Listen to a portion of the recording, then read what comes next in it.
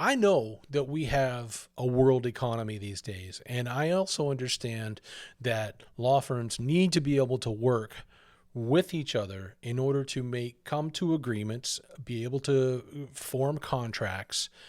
But it's still interesting to me that there's, based on what Miles is telling us, that 90% of America's top law firms, so the top 100 apparently, all have offices inside either Beijing or Shanghai or Hong Kong. Well, I don't understand why that necessarily needs to be that high of a number. It seems very, very suspect to me.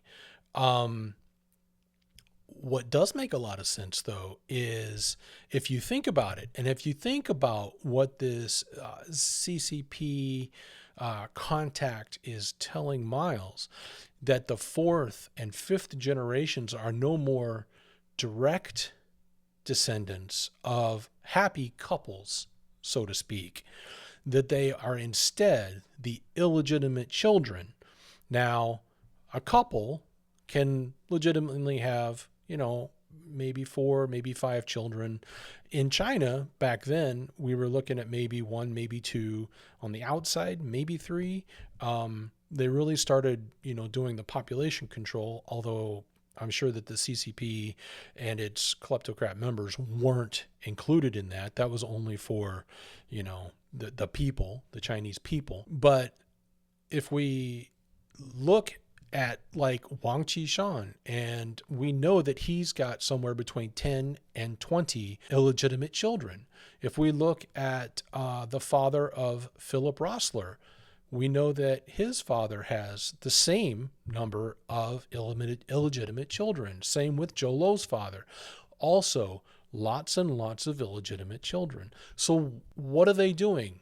Well, they're having these children be at arm's length so that there's no direct connection to them. But behind the scenes, they're supporting them. They're paying for their education. They're sending them to Europe. They're sending them to America. They're sending them to Australia, sending them all around the world. And they're getting them involved in A, schooling, B, politics, C, law firms. And that's what they're doing, is that they're spreading their illegitimate children throughout the world and getting into sensitive positions so that they, as a CCP, as an organization, can take over the world from within. If we look at what Joe Low tried, Joe Low was attempting to buy influence. Look at Philip Rossler.